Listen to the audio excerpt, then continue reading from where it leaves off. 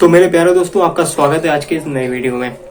पिछली वीडियो में हमने हुमायूं के बारे में बेसिक जानकारी प्राप्त कर ली थी, जैसे कि उसके माता पिता का नाम क्या था, उसके भाई क्या थे, उसका साम्राज्य क्या था।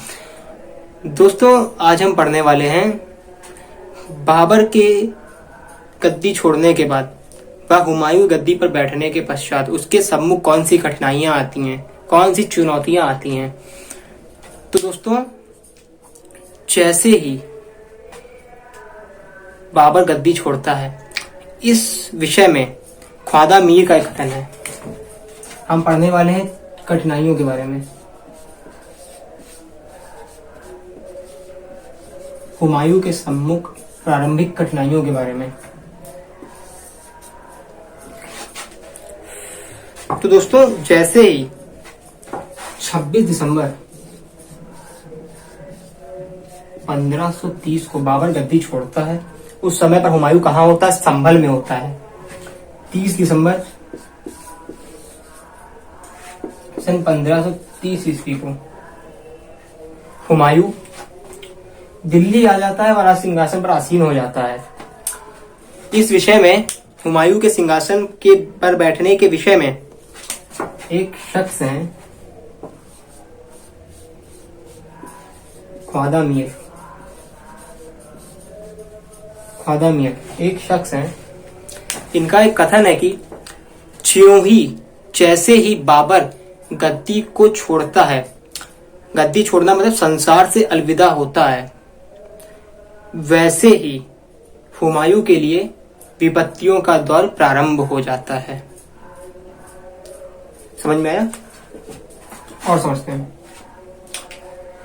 सबसे पहली कठिनाई जो इसके सामने आती है, सबसे पहली कठिनाई वो आती है विशाल साम्राज्य की।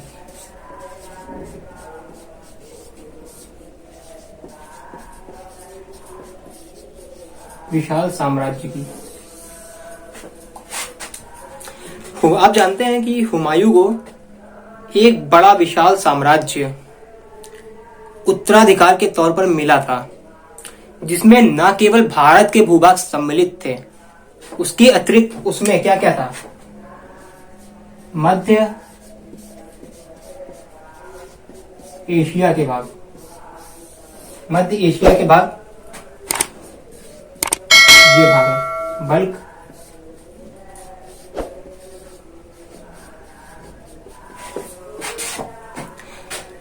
दोस्तों बल्क, बदख्शां, एक और कोई भाग था कुंदुज।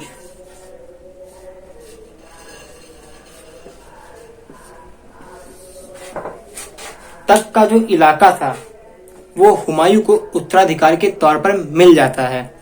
ये इसकी पहली कठिनाई थी, विशाल साम्राज्य को बचाना। कैसे बचाना? इतना बड़ा भैया इसको एरिया मिल गया है, ठीक है, अब बिना युद्ध के इसको अक्षुण्ण रखना, यानी कि बचाना, कोई आम बात तो है नहीं। इसलिए सबसे पहली कठिनाई इसके सामने आ जाती है विशाल साम्राज्य की। दोस्तों, हम पढ़ रहे हैं हुमायूं के सम्मुख कठिनाइयों के बारे में। तो उसके सम्मुख जो दूसरी कठिनाई आती है वो आती है सक्षम प्रशासनिक व्यवस्था का अभाव। दोस्तों, हम सब जानते हैं कि बाबर ने एक विशाल साम्राज्य की स्थापना तो कर दी थी, किंतु उसने क्या कहते हैं, सक्षम प्रशासनिक व्यवस्था की स्थापना नहीं की थी, जिसकी स्थापना करना हुमायूं के लिए अति आवश्यक हो गया था। लेकिन यह कार्य देखने में जितना सरल लगता है वो था नहीं। इस विषय में लैनपूल का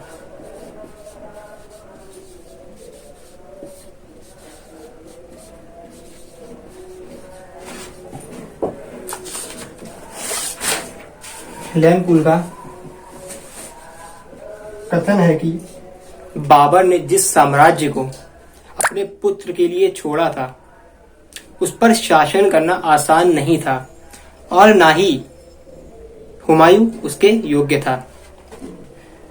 दोस्तों हुमायूं ने जागीरदारी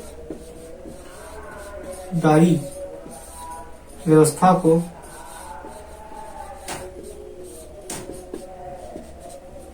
अपनाया था। इसको अपनाने के पश्चात साम्राज्य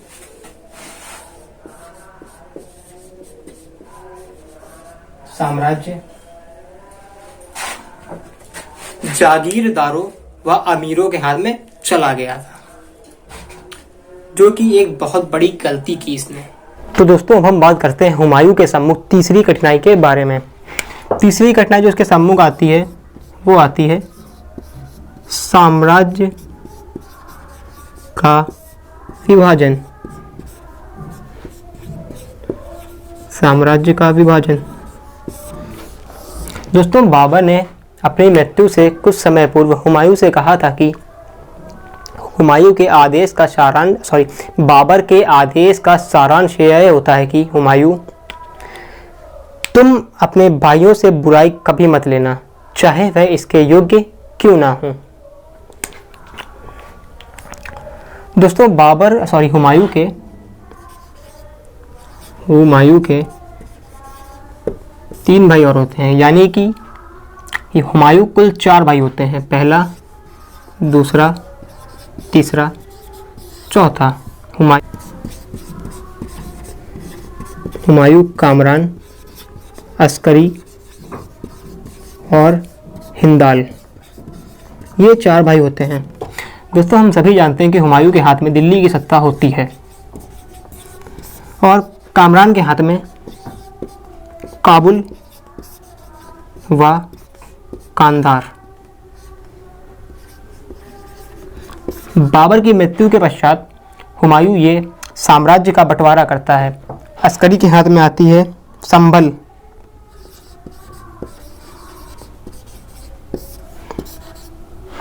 और हिंदाल के हाथ में आती है अलवर की सत्ता।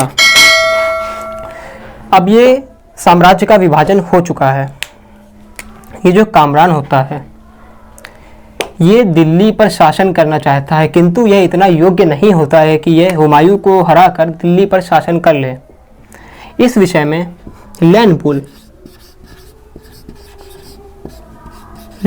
का कथन है कि सदा से निर्बल तथा कपटी रहे अस्करी व हिंदाल इस दृष्टिकोण से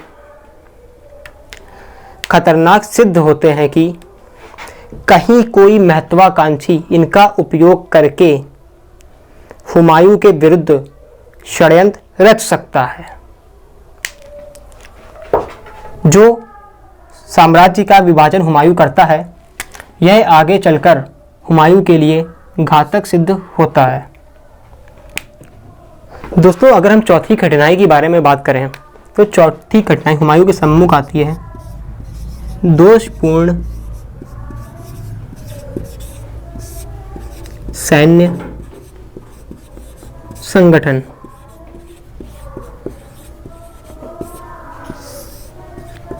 दोस्तों हम जानते हैं कि बाबर जब सत्ता में होता है तो वह हर जाति तथा वर्ग के लोगों को सेना में सम्मिलित करता है। जैसे कि किस किस वर्ग के लोग थे? पहले तो मुगल आ गए, तुर्की आ गए, पारसी आ गए, उज्बेक आ गए, अफगान आ गए तथा भारतीय आ गए। दोस्तों जब बाबर सत्ता में था तो वह एक कुशल सेना नायक था। वह अपनी सेना को अनुशासित तथा संगठित रखता था, किंतु जैसे ही बाबर के यहाँ से सत्ता जाती है और हुमायूं के हाथ में सत्ता आती है तो इसमें परिवर्तन होता है, जिसके कारण सैनिक व्यवस्था को ठीक करना हुमायूं के लिए अति आवश्यक हो जाता है। हुमायूं के सम्मुख जो पांचवी समस्या आती है वो आती है रिक्त राजकोष।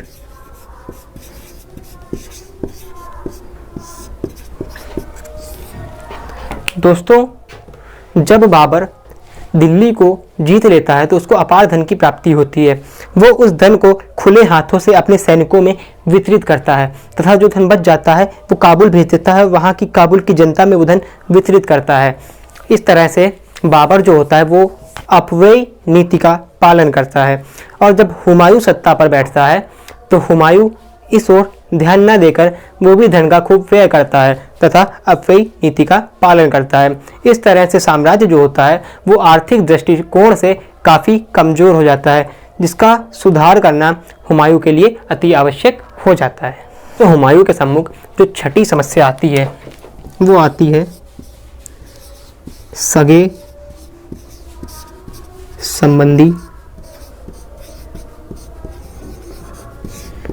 संबंधियों द्वारा षड्यंत्र। दोस्तों, हम जानते हैं कि जब बाबर की मृत्यु 26 दिसंबर 1530 को हो जाती है तो उसके पश्चात जो बाबर का प्रधानमंत्री होता है निजामुद्दीन अली, नाम ध्यान से याद कर लो, निजामुद्दीन अली जो बाबर का प्रधानमंत्री होता है,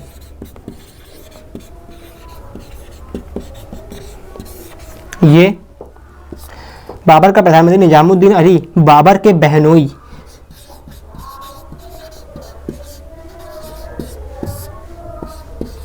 मेहंदी ख्वाजा को दिल्ली की सत्ता पर बैठाने का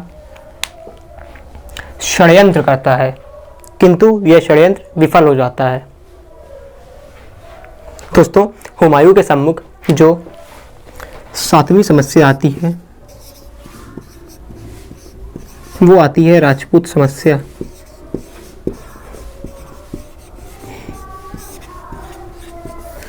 दोस्तों, खानवा के युद्ध में जब बाबर और राणा सांगा का सामना होता है तो उस समय पर बाबर राजपूतों की शक्ति का पूर्ण रूप से दमन कर देता है अर्थात चकनाचूर कर देता है।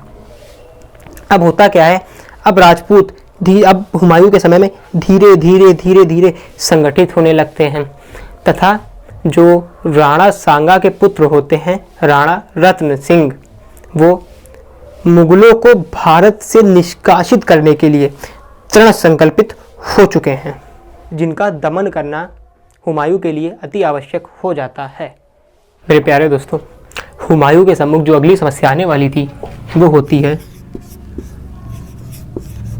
अफगान समस्या।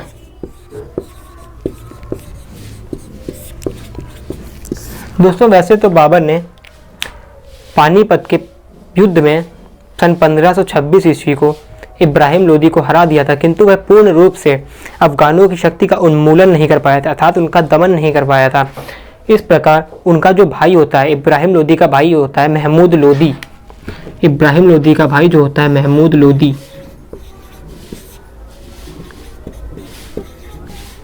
वो बंगाल के शासक नुसरत शाह की सहायता से अपनी जो पैतृक संपत्ति होती है अर्थात दिल्ली की सत्ता पर पैतृक संपत्ति को हथियाना चाहता था। वहीं बात करें अगर दूसरी ओर तो शेर खान, ये बिहार में बैठकर स्वप्न देख रहा था कि यह दिल्ली की सत्ता पर अधिकार कर ले तथा मुगलों को यहाँ से खदेड़ दे। वहीं तीसरी ओर अगर हम बात करते हैं, जो इब्राहिम लोधी का चाचा होता है आलम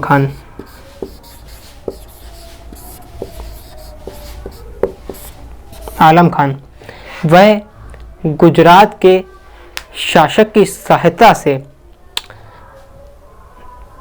हुमायूं का दमन करना चाहता था।